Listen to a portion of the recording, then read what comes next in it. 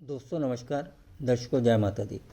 आप सबका एक बार फिर से स्वागत है मेरे चैनल राम कपूर @नक्षत्र सिद्धांत में। जैसे कि हम कुछ दिनों से यह लगातार प्रयास कर रहे हैं कि नक्षत्र सिद्धांत में, चंद्रमा के नक्षत्र सिद्धांत पे हम यह जानने की कोशिश करते हैं कि आने वाला दिन हमारे लिए कैसा रहेगा। इसको प्रिडिक्शन ना मान के एक सलाह मानिए, क्योंकि प्रिडिक्शन करना किसी के भी बस की बात नहीं है।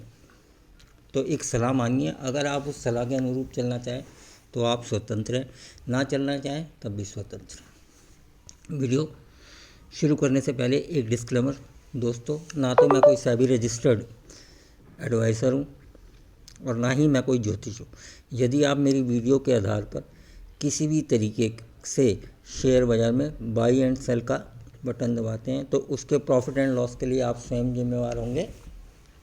और इसी तरीके से यदि आप मेरी बताई गई सलाह के अनुसार अपने दिनचर्या में कोई बदलाव करते हैं तो मैं आपसे अनुरोध करूंगा, उससे पहले आप अपने धर्मगुरु, आचार्य या गुरुदेव से, जिनका भी आप आदेश का पालन करते हैं, ज़रूर अनुमति लीजिए।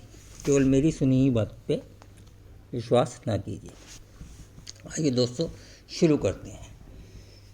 यह सलाह या प्रिडिक्शन को छोड़ के यह सलाह तिथि 20/11/2022 रविवार के लिए है। तिथि 20/11/2022 रविवार के लिए है, डे संडे। गोचर का चंद्रमा उस दिन हस्त नक्षत्र में होगा। गोचर का चंद्रमा उस दिन हस्त नक्षत्र में होगा। हस्त नक्षत्र का स्वामी चंद्रमा स्वयं होता है, यानी कि यह चंद्रमा का अपना नक्षत्र है। तारीख 20/11/2022 रविवार को चंद्रमा हस्त नक्षत्र में होगा, जो कि चंद्रमा का स्वयं का नक्षत्र है, और पूरे दिन, संपूर्ण दिन इसी नक्षत्र में रहेगा। पूरे दिन इसी ही नक्षत्र में रहेगा।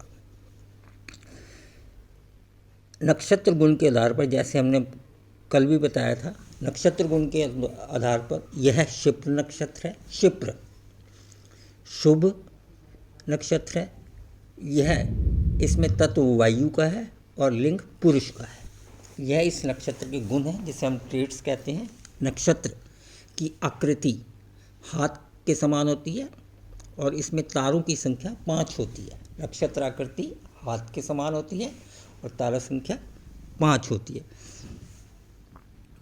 अब नक्षत्र आकृति से हम क्या लेते हैं, क्या रिजेम्बलेंस रहती है? हाथ, मतलब ऐसा व्यक्ति अपने हाथों पे विश्वास रखेगा, हाथों की कमाई खाने पे विश्वास रखेगा, मेहनती होगा।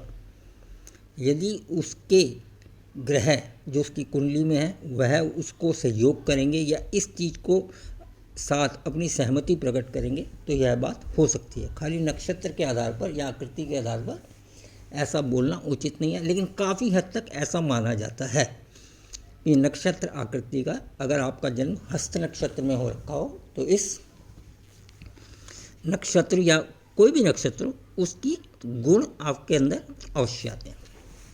अब दोस्तों इसके साथ मेरी एक छोटी सी त्रुटि है जिसको मैं ठीक करना चाहता हूँ।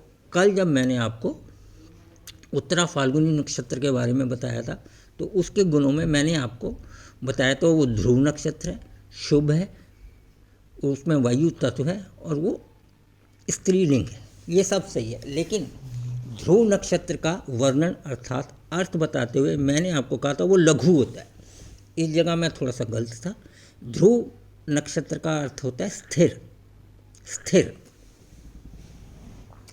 तो उसमें मैंने बोला था कि ध्रुव नक्षत्र के जातक थोड़े कद में छोटे हो सकते हैं। नहीं, उस जगह मैं अपने आप को सही करता हूँ। ध्रुव जो नक्षत्र, अगर उत्तरा फाल्गुनी में आपका जन्म हुआ है तो उसमें जो उस नक्षत्र का गुण है ध्रुव, उसके अनुसार आप स्थिर स्वभाव के हो सकते हैं, स्थिर स्वभाव के हो सकते हैं। इस जगह मैं आपसे क्षमा प्रार्थी हूँ। आशा करता हूँ आप मेरे साथ सहयोग करेंगे और मेरे कहने से अगर किसी दर्शक की भावनाओं को ठेस लगा हो तो मैं उससे माफ़ी चाहता हूँ।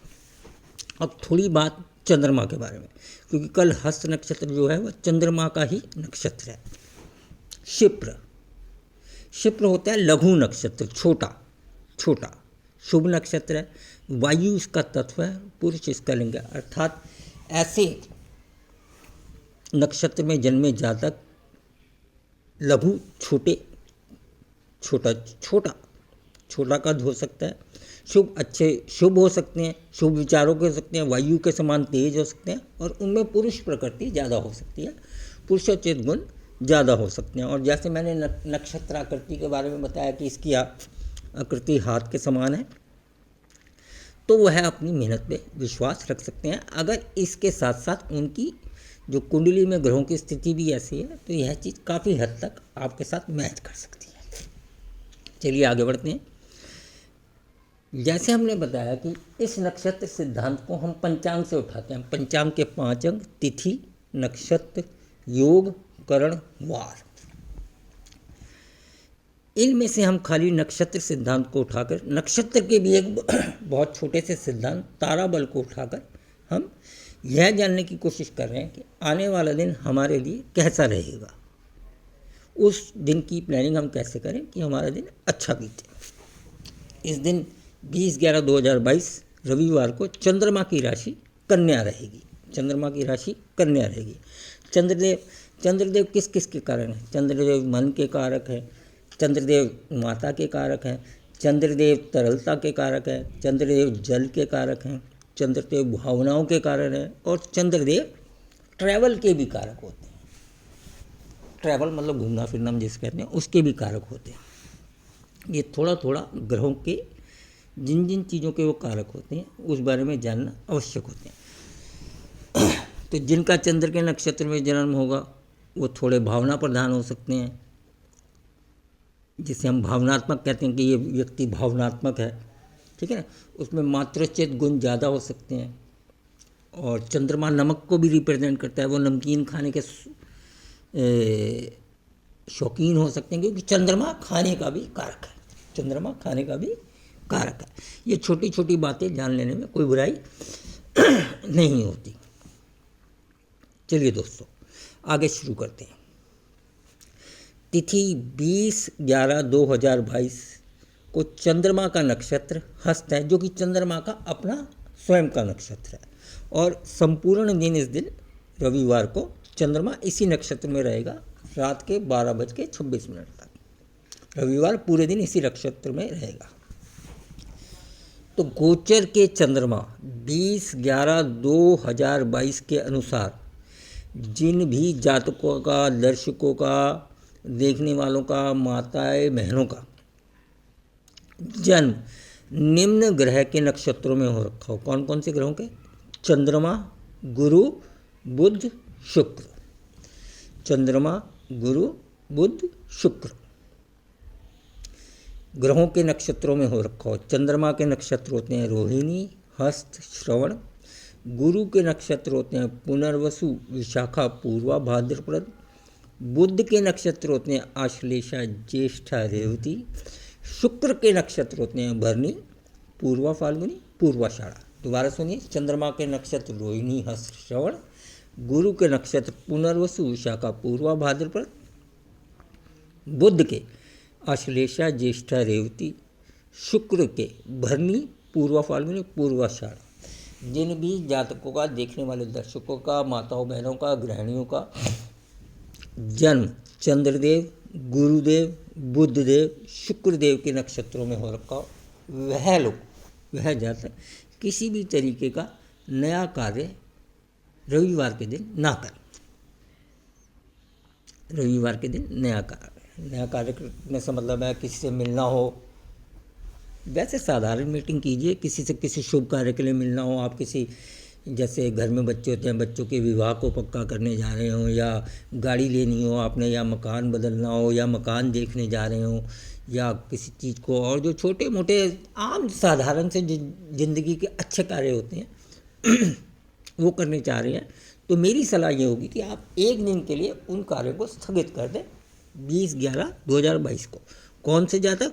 जो जातक चंद्रमा, गुरु, बुध और शुक्र देव के नक्षत्रों में पैदा हुआ है। बाकी सब अपना काम नॉर्मल तरीके से कर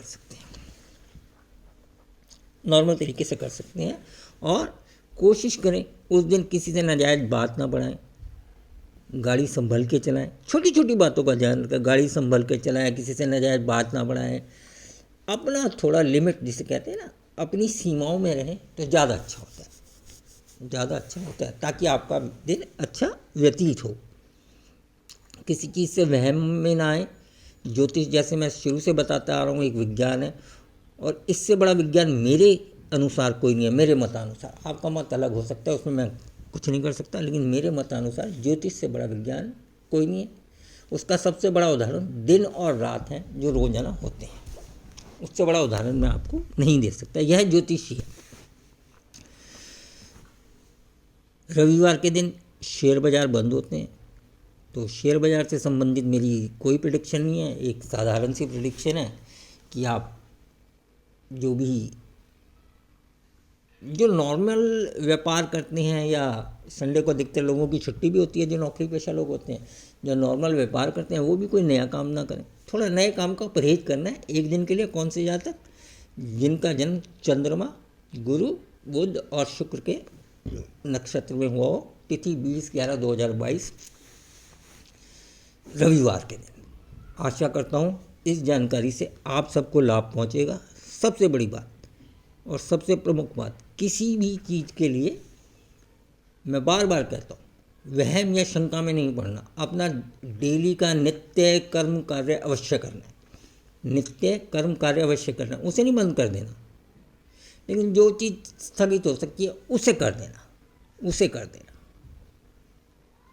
आशा करता हूँ इस जानकारी से, इस सलाह से आपको लाभ मिलेगा। इसी के साथ मैं माता रानी से प्रार्थना करता हूँ कि आपको रविवार का दिन 20/11/2022 2022 का दिन आपका सुखमय, शांतिपूर्वक अपने परिवार के संग बीते, और आप जीवन के क्षेत्र में 20/11/2022 को खूब सारी तरक्की करें। मेरी माता रानी से यही प्रार्थना है। जय माता दी। दोस्तों, दर्शकों, इसके साथ मेरी आप सबसे एक रिक्वेस्ट है कि मेरे चैनल राम कपूर @नक्षत्र सिद्धांत को आप सब्सक्राइब कीजिए, लाइक कीजिए, अपने दोस्तों में इसको शेयर कीजिए, दोस्तों में अपने इसको शेयर कीजिए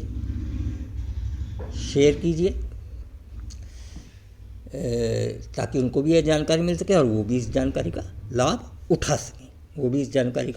सकें।